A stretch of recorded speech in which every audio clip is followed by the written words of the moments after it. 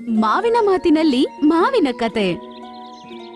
Hello friends, ನಾನ್ಯಾರು ಅಂತ ನಿಮ್ಗೆ ಗೊತ್ತೇ ಇರಬಹುದು. ಈ ಪ್ರಪಂಚದಲ್ಲಿ ಎಷ್ಟೋ ಫಲಗಳಿವೆ, ಆದರೆ ನನ್ನನ್ನೇ ಅಂದ್ರೆ ಮಾವಿನ ಹಣ್ಣನ್ನೇ ಯಾಕೆ ರಾಜ ಅಂತ ಕರೀತಾರೆ? ನನ್ನನ್ನು ತಿಂದೆ ಬೇಸಿಗೆಯಲ್ಲಿ ನೀವು ಇರಕ್ಕೇನೆ ಆಗಲ್ಲ. ಮತ್ತೆ ನನ್ನನ್ನ ಮೊದಲು ಯಾರನ್ನ ತಿಂದಿದ್ದು ಅಂತ ಗೊತ್ತಾ ನಿಮಗೆ? ಮತ್ತೆ ನಾನು ಕಾಡಿಂದ ಹೇಗೆ ನಿಮ್ಮ ಮನೆಗೆ ಬಂದೆ ಅಂತ ಗೊತ್ತಾ? ಗೊತ್ತಿಲ್ಲ ಅಂದ್ರೆ ಈ ಕತೆನ ನೀವು ನೋಡ್ಲೇಬೇಕು. ತುಂಬಾ ಕಾಲದ ಹಿಂದೆ ಈ ಊರಲ್ಲಿ ಪಾಪ ಒಂದು ಮಹಮ್ಮಾರಿ ಸೃಷ್ಟಿಯಾಗ್ಬಿಟ್ಟಿತ್ತು. ಇದು ಯಾವ ರೀತಿಯಾದ ರೋಗ ಮತ್ತೆ ಇದಕ್ಕೆ ಯಾವ ರೀತಿಯಾದ ಚಿಕಿತ್ಸೆ ಕೊಡ್ಬೇಕಂತ ಯಾರಿಗೂ ಗೊತ್ತಿಲ್ಲ. ಮನುಷ್ಯರಿಗೆ ಮಾತ್ರ ಅಲ್ಲ, ಪ್ರಾಣಿಗಳಿಗೆ ಕೂಡ ಇದೇ ಗತಿಯಾಗಿತ್ತು. ಚೋಟು, ನೀನ್ ನನ್ನ ತಮ್ಮ ಲಂಪಿನ ನೋಡಿದ್ಯಾ? ಹಾ, ನಿನ್ನೆ ಸಂಜೆ ಕೆರೆ ಹತ್ರ ಅವನು ಕುತ್ಕೊಂಡಿದ್ದ. ಅವನ ಆರೋಗ್ಯ ಸರಿ ಇರಲಿಲ್ಲ ಅನ್ಸುತ್ತೆ. ನಾನು ಅವನ ಹತ್ರ ಸ್ವಲ್ಪ ಮಾತಾಡ್ದೆ, ಮತ್ತಲ್ಲಿಂದ ಬಂದೆ. ಆದ್ರೆ ಅವನು ಮನೆಗೆ ಬಂದಿಲ್ವಲ್ಲ. ಬೇಗ ಹೊರಡು, ಮೊದ್ಲವನನ್ನ ಹುಡುಕ್ಬೇಕು. ಈಗ ಇವರಿಬ್ರು ನದಿಯ ಬಳಿ ಓಡಿ ಹೋಗ್ತಾರೆ. ಅವರು ಅಲ್ಲೋಗ್ ನೋಡ್ತಾರೆ, ಪಾಪ ಅವರ ಸಹೋದರರಾದ ದೊಡ್ಡ ಕರಡಿ ಸತ್ತೋಗಿರ್ತಾನೆ. ಅದನ್ನ ನೋಡಿ ಅವ್ರಿಗೆ ತುಂಬಾ ಬೇಜಾರಾಗತ್ತೆ. ಅದರ ಬಳಿ ಇನ್ನೂ ಜಾಸ್ತಿ ಮೃಗಗಳು ನಿಂತಿರುತ್ತವೆ. ಲಂಪಿ, ಏಳೋ ಏಳೋ ನನ್ನ ತಮ್ಮ. ಹಂಗಂತೇಳಿ ಮೋಂಟು ಪಾಪ ಜೋರಾಗಿ ಅಳಕ್ ಶುರು ಮಾಡ್ತಾನೆ. ಮೊಂಟಿ ಅಣ್ಣ, ಅವನ ಬೆರಳನ್ನೆಲ್ಲ ನೋಡು, ಅದೆಲ್ಲ ನೀಲಿಯಾಗೋಗಿದೆ. ಅಂದ್ರೆ ಇವನಿಗೆ ಅದೇ ಮಹಾಮಾರಿಯಿಂದಾಗಿದೆ. ಇದರಿಂದ ನಮಗೆ ಸೊಲ್ಯೂಷನ್ ಸಿಕ್ತಿಲ್ವಲ್ಲ. ಆಮೇಲೆ ಎಲ್ಲಾ ಜಂತುಗಳು ಆಕಾಶದ ಕಡೆ ಅದರ ತಲೆಯನ್ನು ಎತ್ತಿ ಪಾಪ ಅಳದಕ್ಕೆ ಶುರು ಮಾಡ್ತವೆ. ಅಯ್ಯೋ ದೇವ್ರೆ, ದೇವ್ರೆ, ನಾವ್ ಯಾರಿಗೂ ಏನ್ ಕೆಟ್ಟದನ್ನು ಯೋಚನೆ ಮಾಡಲ್ಲ, ಆದ್ರೆ ನಮಗ್ ಮಾತ್ರ ಯಾಕಪ್ಪ ಈ ಶಿಕ್ಷೆ? ಈ ಮಹಮ್ಮಾರಿ ಹೆಂಗಾದ್ರೂ ನಮ್ಮ ಕಾಡಿಂದ ಹೋಗ್ಬಿಡ್ಬೇಕು. ನೀನೇ ಆಶೀರ್ವಾದ ಮಾಡ್ಬೇಕಪ್ಪ. ಇದರಿಂದ ಯಾರು ಇನ್ಮೇಲೆ ದಯವಿಟ್ಟು ಸಾಯದೆ ನೋಡ್ಕೊಪ್ಪ. ಹೇ ದೇವ್ರೆ, ಜಂತುಗಳಾದ ನಾವು ಯಾರಿಗೂ ಕೆಟ್ಟದನ್ನ ಯೋಚನೆ ಮಾಡಲ್ಲ, ನಾವ್ ಮಾತ್ರ ಯಾಕಪ್ಪ ಕಷ್ಟ ಪಡ್ಬೇಕು? ದಯವಿಟ್ಟು ನಮಗೆ ಸಹಾಯ ಮಾಡಪ್ಪ. ಮಹಾಮಾರಿ ಹೆಂಗಾದ್ರೂ ಹೋಗ್ಬಿಡ್ಬೇಕು. ಇದರಿಂದ ಯಾರು ಇನ್ಮೇಲೆ ಸಾಯ್ಬಾರ್ದು. ನೀನೇ ನಮ್ಮನ್ನ ಕಾಪಾಡ್ಬೇಕು. ಆಮೇಲೆ ಅವ್ರ ಹಂಗಂದಿದ ತಕ್ಷಣ ಆಕಾಶದಿಂದ ಜೋರಾಗಿ ಮಳೆ ಬರಕ್ಕೆ ಶುರು ಆಗ್ಬಿಡುತ್ತೆ. ಎಲ್ಲಾ ಜಂತುಗಳು ಮಳೆಯಿಂದ ಅವ್ರನ್ನ ಕಾಪಾಡ್ಕೊಳ್ಳೋದಕ್ಕೆ ಅಲ್ಲೂ ಇಲ್ಲೂ ಓಡಕ್ ಶುರು ಮಾಡ್ತಾರೆ. ಆಕಾಶದಿಂದ ಮಳೆಯ ಜೊತೆಗೆ ಒಂದು ಬೀಜ ಬಂದು ಭೂಮಿ ಮೇಲೆ ಬೀಳುತ್ತೆ. ಮಳೆ ಬಿದ್ದಿದ್ರಿಂದ ಅಲ್ಲಿರುವ ಮಣ್ಣೆಲ್ಲ ತುಂಬಾ ತೇವ ಆಗಿರುತ್ತೆ. ಆದ್ರಿಂದ ಆ ಬೀಜ ತುಂಬಾನೇ ಸುಲಭವಾಗಿ ಭೂಮಿ ಒಳಗಡೆ ಹೋಗ್ಬಿಡುತ್ತೆ. ಪೂರ್ತಿಯಾಗಿ ಅದು ಮಾಯ ಆಗ್ಬಿಡುತ್ತೆ. ಮಾರನೇ ದಿನ ಬೆಳಗ್ಗೆನೆ ಅವ್ರೆಲ್ಲರೂ ನೀರ್ ಕುಡಿಯೋಣ ಅಂತ ನದಿಯ ಬಳಿ ಬರ್ತಾರೆ. ಅಲ್ಲಿ ನೋಡಿದ್ರೆ ಅಲ್ಲಿ ಏನೋ ಒಂದ್ ಮರ ಇರುತ್ತೆ. ಅರೆ, ಕೆರೆ ಹತ್ರ ಈ ಮರ ಹೇಗ್ ಬಂತು? ಅದು ಕೂಡ ಒಂದೇ ದಿನದಲ್ಲಿ. ಆಮೇಲೆ ಆ ಮರದಲ್ಲಿ ಒಂದು ಮಾವಿನಕಾಯಿ ಬಿಟ್ಟಿರುತ್ತೆ. ಆದ್ರೆ ಅದು ಮಾವಿನಕಾಯಿ ಅಂತ ಇಲ್ಲಿನವರೆಗೂ ಯಾರಿಗೂ ಗೊತ್ತಿರಲ್ಲ. ಅರೆ, ಆ ಫಲವನ್ನ ನೋಡಿದ್ಯಾ? ಎಷ್ಟು ಬೇಗ ದೊಡ್ಡದಾಯ್ತದು. ಇದಂತೂ ಚಮತ್ಕಾರನೇ. ಅಯ್ಯೋ ಅಯ್ಯೋ, ನೋವಾಗ್ತಿದೆ. ಆ ಇವಾಗ ಎಲ್ಲಾರಿನ ಗಮನ ಅಲ್ಲಿಂದ ಓಡ್ ಬರ್ತಿರುವ ಚೋಟು ಜಿಂಕೆ ಮೇಲೆ ಬೀಳುತ್ತೆ. ಅವನು ಕಿರ್ಚುತ್ತಾ ಆ ಕಡೆ ಓಡ್ ಬರ್ತಾ ಇರ್ತಾನೆ. ಏನಾಯ್ತು ಚೋಟು ಜಿಂಕೆ? ಏನಾಯ್ತು ನಿಂಗೆ? ನನ್ನ ಕೈ ಕಾಲನ್ನ ನೋಡಿ. ಎಲ್ಲರೂ ನೋಡ್ತಾರೆ, ಚೋಟು ಜಿಂಕೆಯ ಕಾಲು ಮತ್ತೆ ಕೈ ಪಾಪ ಬ್ಲೂ ಕಲರ್ ಆಗ್ಬಿಟ್ಟಿರುತ್ತೆ. ಅರೆ ಚೋಟು ಜಿಂಕೆ, ನಿಂಗೂನು ಅದೇ ರೋಗ ಬಂದಿದೆ ಅನ್ಸುತ್ತೆ. ಹೌದು ಅನ್ಸುತ್ತೆ. ನಾನಂತೂ ಸಾಯ್ತಿದ್ದೀನಿ. ನಿಮ್ಮೆಲ್ರನ್ನ ನೋಡಿ ಖುಷಿ ಆಯ್ತು ನಂಗೆ. ಹಂಗಂತ ಹೇಳಿ ಚೋಟು ಕೆಳಗಡೆ ಬಿದ್ಬಿಡ್ತಾನೆ. ತುಂಬಾ ಜೋರಾಗಿ ಉಸಿರಾಡಕ್ ಶುರು ಮಾಡ್ತಾನೆ. ಅಯ್ಯೋ ಈಶ್ವರ, ಈ ಹುಡುಗನ್ನ ಕಾಪಾಡೋ, ಇವನು ಸಾಯೋದ್ ನೋಡಕ್ಕಾಗ್ತಿಲ್ಲ. ಆಗ ಅವನಿಗೆ ಒಂದು ಶಬ್ದ ಕೇಳಿಸುತ್ತೆ. ಪ್ರೀತಿಯ ಪ್ರಾಣಿಗಳೇ, ದೇವರು ನಿಮ್ಮ ಕೂಗನ್ನ ಕೇಳಿ ಆಗಿದೆ. ಅದಕ್ಕೆ ಅವನು ನನ್ನನ್ನ ಇಲ್ಲಿ ಬೆಳೆಸಿದ್ದು. ಅರೆ, ಮರವಾಗಿ ನೀನು ಹೇಗ್ ಮಾತಾಡ್ತೀಯಾ? ಈ ಮಹಾಮಾರಿಯಿಂದ ನೀವು ಮಾತ್ರ ಅಲ್ಲ, ಮನುಷ್ಯರು ಜೂಜ್ತಾರೆ. ಮನುಷ್ಯರು ಮಾಡಿದ್ದನ್ನ ತಿಂತಾರೆ, ಆದ್ರೆ ನೀವು ಯಾರಿಗೂ ತಪ್ಪು ಮಾಡಿಲ್ಲ. ಅದಕ್ಕೆ ದೇವರು ನನ್ನನ್ನ ಕಳ್ಸಿದಾನೆ. ನನ್ನ ಕೊಂಬೆಯ ಮೇಲೆ ಈ ಹಣ್ಣನ್ನ ತುಂಡು ಮಾಡಿ ಚೋಟುಗೆ ತಿನ್ಸ್ಬಿಡಿ, ಮತ್ತೆ ಚಮತ್ಕಾರ ನೋಡಿ. ಅದನ್ನ ಕೇಳಿಸ್ಕೊಂಡಿದ ತಕ್ಷಣ ರಾಮು ಏನ್ ಮಾಡ್ತಾನಂದ್ರೆ ಮಾವಿನಕಾಯಿನ ಕಿತ್ತು ಚೋಟು ಜಿಂಕೆಗೆ ಕೊಡ್ತಾನೆ. ಮತ್ತೆ ಅದನ್ನ ತಿನ್ನಕ್ ಹೇಳ್ತಾನೆ. ಮಾವಿನಕಾಯಿ ತಿಂದ 3 ಸೆಕೆಂಡಲ್ಲೇ ಅದು ಎದ್ದು ನಿಂತ್ಕೊಂಡ್ಬಿಡುತ್ತೆ. ಅರೆ ವಾ, ನಾನಂತೂ ಸರಿಯಾಗೋದೆ. ಈ ಹಣ್ಣಂತೂ ತುಂಬಾ ಸಿಹಿಯಾಗಿದೆ. ಇಂಥ ಹಣ್ಣನ್ನ ನಾನು ತಿಂದೇ ಇಲ್ಲ. ಪ್ರಾಣಿಗಳೇ, ಇದು ಸ್ವಾದಿಷ್ಟವಾಗಿರೋದರ ಜೊತೆಗೆ ಮಹಾಮಾರಿಯನ್ನ ಕೊಲ್ಲಲು ಸಿದ್ಧವಾಗಿದೆ. ಇದರ ಹೆಸರು ಮಾವಿನಹಣ್ಣು ಅಂತಿಡಿ. ಇದು ತುಂಬಾ ಫೇಮಸ್ ಆಗ್ಬೇಕು. ಇದನ್ನ ಒಮ್ಮೆ ತಿಂದವರು ಮತ್ತೆ ಮತ್ತೆ ತಿಂತಾ ಇರ್ಬೇಕು ಅಂತ ಅನಿಸ್ಬೇಕು. ಇದನ್ನ ತಿಳ್ಕೊಂಡಿದ ತಕ್ಷಣ ಅಲ್ಲಿರುವ ಎಲ್ಲಾ ಜಂತುಗಳು ಮಾವಿನಕಾಯನ್ನ ತಿನ್ನುತ್ತವೆ. ತಿಂದ್ಮೇಲೆ ಅವ್ರಿಗೆ ಯಾವ ಮಹಮ್ಮಾರಿನೂ ಬಂದಿಲ್ಲ. ಅದು ಮಾತ್ರ ಅಲ್ಲದೆ ಕಾಡಲ್ಲಿ ಸುತ್ಕೊಂಡಿರುವ ಈ ಮಹಮ್ಮಾರಿ ಡಿಸೀಸ್ ಎಲ್ಲಾನು ಮಾಯ ಆಗ್ಬಿಡುತ್ತೆ. ಒಂದಿನ ಒಂದು ವ್ಯಾಪಾರಿ ಕಾಡೊಳಗಡೆ ಬರ್ತಾನೆ.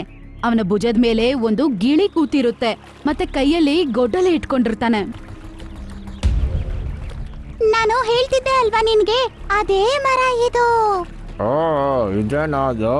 ಇದನ್ನ ತಿಂದ್ರೇನೆ ಮಹಾಮಾರಿಯಿಂದ ಮುಕ್ತಿ ಹೊಂದುತ್ತಾರಾ ಹೇಗೆ? ಈಗಲೇ ಇದನ್ನು ತುಂಡು ಮಾಡ್ತೀನಿ. ಏನ್ ಹೇಳ್ತಾ ಇದ್ಯಾ ನೀನು? ಯಾಕೆ ನನ್ನ ತುಂಡು ಮಾಡ್ತೀಯಾ? ಆಗ ಎಲ್ಲಾ ಜಂತುಗಳು ಒಂದುಗೂಡ್ತವೆ. ಆಗ ಆನೆ ಹೇಳ್ತಾನೆ, ಕ್ರೂರ ಮನುಷ್ಯನೇ, ಯಾಕೆ ಇದನ್ನ ತುಂಡು ಮಾಡ್ತಾ ಇದ್ದೀಯಾ? ಇಡೀ ಊರಲ್ಲಿ ಮಹಾಮಾರಿ ತುಂಬೋಗಿದೆ. ಇದನ್ನ ತುಂಡು ಮಾಡ್ತೀನಿ ನಾನು. ಮತ್ತೆ ಹಣ್ಣನ್ನ ತಕೊಂಡೋಗಿ ಒಳ್ಳೆ ರೇಟಿಗೆ ಮಾರ್ತೀನಿ. ಹಾಗಾದ್ರೆ ನೀನೊಂದ್ ಕೆಲ್ಸ ಮಾಡು, ನನ್ನ ಹತ್ರ ಇರೋ ಎಲ್ಲ ಮಾವಿನ ಹಣ್ಣ ತಕೊಂಡು ಹೋಗಿ ಫ್ರೀಯಲ್ಲಿ ಎಲ್ರಿಗೆ ಕೊಡು. ಪಾಪದವರಿಗೆ ನೀನು ದುಡ್ಡಲ್ಲಿ ಮಾರಿದ್ರೆ ಅವ್ರು ಹೇಗೆ ಬದುಕೋದು? ನಾನೊಬ್ಬ ವ್ಯಾಪಾರಿ, ನಾನು ಹೀಗೆ ಮಾಡ್ತೀನಿ. ಇದನ್ನೆಲ್ಲ ನಾನು ನೋಡೋದಿಲ್ಲ. ಬೇರೆ ಯಾರಾದರೂ ಬಂದು ಮಾವಿನ ಹಣ್ಣನ್ನ ತಕೊಂಡೋದ್ರೆ ಅವರು ನನ್ನಕ್ಕಿಂತ ಜಾಸ್ತಿ ದುಡ್ಡು ಮಾಡಿದ್ರೆ ನನಗೆಲ್ಲ ಇದೆಲ್ಲ ಬೇಡ. ಅವನು ಆ ಮರವನ್ನು ಒಡ್ದಕಣ ಅಂತ ಹೋಗ್ತಾನೆ. ಆಗ ಎಲ್ಲ ಜಂತುಗಳು ಕಿರ್ಚೋದನ್ನ ಕೇಳಿಸ್ಕೊಂಡು ವ್ಯಾಪಾರಿ ತಲೆ ತಿರುಗಿ ಕೆಳಗಡೆ ಬೀಳ್ತಾನೆ. ಇದು ನಂಗೆ ಏನಾಗ್ತಾ ಇದೆ? ಏನಾಯ್ತು ನಿಂಗೆ? ಎದ್ದಳು, ಎದ್ದು ಮೇಲೆ ಎದ್ದಳು. ಆಲ್ರೆಡಿ ನಿನ್ನ ಕೈ ಕಾಲೆಲ್ಲ ನೀಲಿ ಆಗ್ತಿದೆ. ಇವನಿಗೆ ನನ್ನ ಮರದಿಂದ ಒಂದು ಹಣ್ಣನ್ನು ಕೊಡು. ಇಲ್ಲ ಮರವೇ, ನೀನು ಇವನಿಗೆ ಕೊಟ್ರೆ ಇವನು ನಿನ್ನನ್ನ ಕೊಂದಾಗ್ತಾನೆ. ನನ್ನನ್ನ ಬದುಕಿಸೋಕೆ ಅಂತಾನೆ ದೇವ್ರು ಮಾಡಿರೋದು. ನನ್ನ ಎದುರಿಗೆ ಯಾರಾದ್ರೂ ಸಾಯ್ತಾ ಇದ್ರೆ ಅದನ್ನ ನೋಡ್ಕೊಂಡಿರಕ್ಕಾಗಲ್ಲ ನಂಗೆ. ಇವನನ್ನ ಕಾಪಾಡಿ. ಇವನು ಏನ್ ಬೇಕಾದ್ರೂ ಮಾಡ್ತಾನೆ ಇರ್ಲಿ. ಆನೆಗೆ ಇಷ್ಟ ಇಲ್ಲ ಅಂದ್ರೂ ಕೂಡ ಅವನು ಆ ಮಾವಿನಕಾಯನ್ನು ಕಿತ್ತು ಆ ಮನುಷ್ಯನಿಗೆ ಕೊಡುತ್ತೆ. ವ್ಯಾಪಾರಿ ಮಾವಿನಕಾಯಿ ತಿಂದಿದ ತಕ್ಷಣ ಅವನ ಆರೋಗ್ಯ ಸರಿ ಆಗ್ಬಿಡುತ್ತೆ ಮತ್ತೆ ಅವನು ಎದ್ದು ನಿಂತ್ಕೋತಾನೆ. ಧನ್ಯವಾದ ಮರವೇ ಮತ್ತೆ ಎಲ್ಲ ಪ್ರಾಣಿಗಳೇ. ನಾನು ತುಂಬ ಕೆಟ್ಟವನು. ಇನ್ನು ನಾನು ಹೀಗೆ ಮಾಡಲ್ಲ. ನನ್ನ ಜೀವನನ ನೀವು ಕಾಪಾಡಿದ್ದೀರಾ.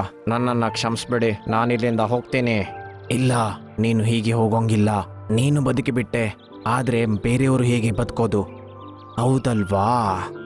ನನ್ನ ಹಣ್ಣನ್ನು ತೆಗೆದುಕೊಂಡು ಹೋಗಿ ಮನುಷ್ಯರಿಗೆ ಕೊಡು. ಮತ್ತೆ ಇದರ ಬೀಜದಿಂದ ಅಲ್ಲೇ ನನ್ನ ಮತ್ತೊಂದು ಮರ ಬೆಳೆಯುತ್ತೆ. ಮತ್ತೆ ಎಲ್ಲ ಕಡೆ ನನ್ನ ಮರಗಳು ಬೆಳೆಯುತ್ತೆ. ಮತ್ತೆ ಜನರಿಗೆ ಏನು ಸಮಸ್ಯೆ ಆಗಲ್ಲ. ಅದನ್ನ ಕೇಳಿಸ್ಕೊಂಡಿದ ತಕ್ಷಣ ಆ ವ್ಯಾಪಾರಿ ಸ್ವಲ್ಪ ಮಾವಿನಕಾಯಿಗಳನ್ನು ಕಿತ್ಕೊಂಡು ಅಲ್ಲಿಂದ ಹೋಗ್ಬಿಡ್ತಾನೆ. ಹೀಗೆ ಆ ವ್ಯಾಪಾರಿ ನನ್ನನ್ನ ಪೇಟೆಗೆ ತೆಗೆದುಕೊಂಡು ಬಂದ. ಮತ್ತೆ ನನ್ನ ಬೀಜದಿಂದ ನನ್ನ ಮರನ ಬೆಳೆಸೋಕೆ ಶುರು ಮಾಡ್ದ. ಹೀಗೆ ಮಾಡ್ತಾ ಮಾಡ್ತಾ ಆ ಮಹಾಮಾರಿಯ ಮೂಲವೇ ನಶಿಸಿ ಹೋಯ್ತು. ಮತ್ತೆ ಜನರೆಲ್ಲ ಖುಷಿಯಿಂದ ಇದ್ರು. ಸ್ನೇಹಿತರೆ, ನನ್ನ ಕತೆ ನಿಮಗೆ ಹೇಗನ್ನಿಸ್ತು ಅಂತ ಹೇಳಿ ಅದನ್ನ ನೀವು ಕಮೆಂಟ್ ಮಾಡಿ. ಮತ್ತೆ ನಿಮಗೆ ಇಷ್ಟನೋ ನಾನು ಅಲ್ವೋ ಅಂತ ಕೂಡ ಹೇಳಿ. ಇವಾಗ ನಮ್ಮ ಅಮ್ಮ ನನ್ನ ಜೊತೆ ಇಲ್ಲ. ನಾನು ಯಾರನ್ನ ಅಮ್ಮ ಅಂತ ಕರೀಲಿ? ಅಮ್ಮ ಇಲ್ದೆ ನಾನ್ ಮಾತ್ರ ಇದ್ದು ಏನ್ ಮಾಡ್ಲಿ? ಸೋನಾ, ಹಾಗೆ ಹೇಳ್ಬಾರ್ದಮ್ಮ, ಎಲ್ಲ ಸರಿಯಾಗುತ್ತೆ. ಈ ಕತೆ ಅಮೆಜಾನ್ ಕಾಡನ್ನು ಸೇರಿತ್ತು. ಅಲ್ಲಿ ಸೋನಾ ಗುಬ್ಬಚ್ಚಿ ಮತ್ತೆ ಅವ್ರ ಅಪ್ಪ ಅಮ್ಮ ವಾಸ ಮಾಡ್ತಿದ್ರು. ಅವರಿಗೆ 3 ಮಕ್ಳಿದ್ರು. ಆದ್ರೆ 3ರಲ್ಲಿ 2 ಮಗು ಸ್ವಲ್ಪ ದಿವಸಗಳಲ್ಲಿ ಸತ್ ಹೋಯ್ತು. ಈಗ ಬರೀ ಸೋನಾ ಗುಬ್ಬಚ್ಚಿ ಮಾತ್ರ ಇತ್ತು. ಅವ್ರದಕ್ಕೆ ಸೋನಾ ಅಂತ ಯಾಕೆ ಹೆಸರಿಟ್ರು ಅಂದ್ರೆ ಅವರಿಗೆ ಅದು ತುಂಬಾ ಮುಖ್ಯವಾಗಿತ್ತು. ಆಮೇಲೆ ಅವರ ಪ್ರೀತಿಯೆಲ್ಲ ಆ ಒಂದೇ ಗುಬ್ಬಚ್ಚಿಗೆ ಮಾತ್ರ ತೋರಿಸ್ತಿದ್ರು. ಇಲ್ ನೋಡು ಸೋನಾ, ಬೇಗ ಎದ್ ಬಂದು ತಿಂಡಿ ತಿನ್ನು. ತುಂಬಾನೇ ಟೈಮ್ ಆಗೋಯ್ತು. ಅಮ್ಮ, ಇವಾಗ್ಲೂ ಎದ್ದೊಳ್ತೀನಿ. ನೀನ್ ಬೇಗ ಎದ್ದು ತಿಂಡಿ ತಿನ್ನು. ನಂಗೆ ಸ್ವಲ್ಪ ಕೆಲ್ಸ ಇದೆ. ಕೆಳಗಡೆ ಇರೋ ಕೊಂಬೆಯಲ್ಲಿ ಇರ್ತೀನಿ. ನಿಂಗೇನಾದ್ರೂ ಬೇಕು ಅಂದ್ರೆ ನನ್ನನ್ ಕರಿ, ಬರ್ತೀನಿ. ಸರಿ ಅಮ್ಮ, ನನಗೇನಾದ್ರೂ ಬೇಕು ಅಂತ ಅನ್ಸಿದ್ರೆ ಖಂಡಿತ ನಾನ್ ನಿಮ್ಮನ್ ಕರಿತೀನಿ. ಸೋನಾ ಅವರಮ್ಮ ಕೆಲ್ಸಕ್ಕೆ ಹೊರಟು ಹೋಗ್ತಾರೆ. ಅವರಿಗೆ ಸೋನಾ ಅಂದ್ರೆ ತುಂಬಾನೇ ಇಷ್ಟ. ಆದ್ರೆ ಸೋನಾ ಅವರಪ್ಪ ಸ್ವಲ್ಪ ವಿಚಿತ್ರ. ಅವರು ದಿನ ಪೂರ್ತಿ ಆಚೆನೆ ಇರ್ತಿದ್ರು. ಅವರಿಗೆ ಮನ್ಸಿಗೆ ಬಂದಾಗ ಮಾತ್ರನೇ ಅವರು ಮನೆಗ್ ಬರ್ತಿದ್ರು.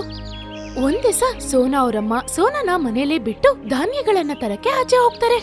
ಅಲ್ಲಿಂದ ತಿರ್ಗಾ ಬರ್ತಿರೋವಾಗ ಜೋರ್ ಗಾಳಿಯಿಂದ ಅವರು ಮರಕ್ ಹೊಡ್ಕೊಂಡು ಕೆಳಗ್ ಬಿದ್ಬಿಡ್ತಾರೆ. ಅದ್ರಿಂದ ಅವರ ಒಂದು ರೆಕ್ಕೆ ಒಡೆದು ಹೋಗುತ್ತೆ. ಅಲ್ಲಿಂದ ತುಂಬಾ ಜಾಸ್ತಿ ರಕ್ತ ಬರ್ತಿತ್ತು.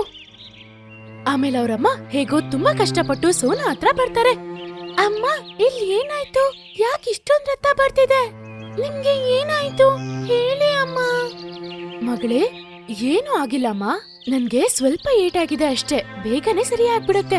ನೀನ್ ಹೋಗಿ ಊಟ ಮಾಡು. ಇವತ್ ಬೆಳಗ್ಗೆಯಿಂದ ನೀನ್ ಏನು ತಿಂದಿಲ್ವಲ್ಲ, ನಾನು ನಟ್ಕಟಿ ಕೋತಿನ ಕರಿತೀನಿ, ಅವ್ರು ನಿನ್ಗೆ ಊಟ ಮಾಡಕ್ಕೆ ಸಹಾಯ ಮಾಡ್ತಾರೆ. ಸೋನಾ ಅವರಮ್ಮ ನಟ್ಕಟಿ ಕೋತಿನ ನೋಡಿ ಆಮೇಲೆ ಸೈನ್ ಮಾಡಿ ಅವ್ರನ್ನ ಕರೀತಾರೆ. ನಟ್ಕಟಿ ಕೋತಿ, ನೀನು ಸೋನಾಗೆ ಊಟ ತಿನ್ನಿಸ್ತೀಯಾ? ಆಮೇಲೆ ನಂಗೆ ಸ್ವಲ್ಪ ಮೆಡಿಸಿನ್ ತಗೊಂಬಾ. ಅಕ್ಕ, ಏನಾಯ್ತು? ನಿಮ್ಮ ರೆಕ್ಕೆಯಿಂದ ಅಂತೂ ರಕ್ತ ಬರ್ತಿದೆ. ನಾನು ಈಗ್ಲೇ ಔಷಧಿ ತರ್ತೀನಿ. ನಟ್ಕಟಿ ಕೋತಿ ಔಷಧಿನ ತಗೊಂಬರತ್ತೆ. ಆಮೇಲೆ ಅಷ್ಟರಲ್ಲಿ ಬಂದ್ ನೋಡುತ್ತೆ, ಸೋನಾ ಅಳ್ತಾ ಇತ್ತು. ಆಮೇಲೆ ಅವ್ರಮ್ಮ ನಿರಂತರವಾಗಿ ಕಣ್ಮುಚ್ಚಿದ್ರು. ಇವಾಗ ನಮ್ಮ ಅಮ್ಮ ನನ್ ಜೊತೆ ಇಲ್ಲ, ನಾನ್ ಯಾರನ್ನ ಅಮ್ಮ ಅಂತ ಕರೀಲಿ? ಅಮ್ಮ ಇಲ್ದೆ ನಾನ್ ಮಾತ್ರ ಇದ್ದು ಏನ್ ಮಾಡ್ಲಿ? ಸೋನಾ, ಹಾಗೆ ಹೇಳ್ಬಾರ್ದಮ್ಮ, ಎಲ್ಲ ಸರಿಯಾಗುತ್ತೆ. ನಟ್ಕಟಿ ಕೋತಿ ಸೋನಾನ ಹಗ್ ಮಾಡ್ಕೊಳ್ಳುತ್ತೆ. ಅವತ್ ಸಾಯಂಕಾಲನೇ ಸೋನಾ ಅವರಪ್ಪ ಬರ್ತಾರೆ. ಅವರು ಸ್ವಲ್ಪ ಹೊತ್ತು ಹತ್ಬಿಟ್ಟು ಆಮೇಲೆ ಅವರ ಗೂಡಿಗೆ ಹೋಗಿ ಮಲಗ್ ಬಿಡ್ತಾರೆ. ಮಾರನೇ ದಿವಸ ಬೆಳಗ್ಗೆ ಆ ತಿರ್ಗಾ ಆಚೆ ಹೋಗ್ಬಿಡುತ್ತೆ. ಆಮೇಲೆ ಸಾಯಂಕಾಲ ಸೋನಾಗೋಸ್ಕರ ಹೊಸ ಅಮ್ಮನ ಕರ್ಕೊಂಬರ್ತಾರೆ. ಸೋನಾ, ಇದು ನಿನ್ನ ಹೊಸ ಅಮ್ಮ, ಇವರಿಗೆ ಅಮ್ಮ ಹೇಳು. ಸರಿ ಅಪ್ಪ. ಆಮೇಲೆ ಸೋನಾ ಅವರಪ್ಪ ಬೆಳಗ್ಗೆನೆ ಎದ್ದು ಆಚೆ ಹೋಗ್ಬಿಡ್ತಾರೆ. ಆಮೇಲೆ ಯಾವಾಗ ಮನ್ಸ್ ಬರುತ್ತೋ ಅವಾಗ ಮನೆಗ್ ಬರ್ತಿದ್ರು. ಆಮೇಲೆ ಸೋನಾ ಅವರ ಹೊಸ ಅಮ್ಮ ಅವರ ನಿಜವಾದ ರೂಪನ ತೋರಿಸ್ತಿದ್ರು. ದಿವಸ ಪೂರ್ತಿ ಮನೇಲೇ ಇರ್ತೀಯ, ಹೋಗಿ ಗೋಡನ್ನ ಕ್ಲೀನ್ ಮಾಡು, ಆಮೇಲೆ ನನ್ ಕಾಲ್ ಪ್ರೆಸ್ ಮಾಡು. ಸರಿ ಮಮ್ಮಿ, ಇವಾಗ್ಲೇ ಮಾಡ್ತೀನಿ. ಸೋನಾ ಅವರ ಹೊಸ ಅಮ್ಮ ಅವ್ರ ಜೊತೆ ಅವ್ರ ಮಗಳನ್ನೂ ಕರ್ಕೊಂಡ್ ಬಂದಿದ್ರು. ಅದರ ಹೆಸರು ಸುಂದರಿ. ಅವರು ಸುಂದರಿ ಹತ್ರ ಯಾವ್ ಕೆಲ್ಸಾನು ಹೇಳ್ದೆ ಬರೀ ಸೋನಾ ಹತ್ರ ಮಾತ್ರ ಕೆಲ್ಸ ಹೇಳ್ತಿದ್ರು. ಸೋನಾ ಅವಾಗವಾಗ ಅವ್ರ ಅಮ್ಮನ್ನ ಜ್ಞಾಪಿಸ್ಕೊಂಡು ತುಂಬಾನೇ ಅಳ್ತಾ ಇದ್ರು. ಅಮ್ಮ, ನನ್ನನ್ ಬಿಟ್ಟು ನೀವ್ ಯಾಕೆ ಹೋದ್ರಿ? ಹೊಸ ಅಮ್ಮ ಬಂದಾಗಿಂದ ನನ್ನ ಹಿಂಸೆನೆ ಮಾಡ್ತಿದ್ದಾರೆ.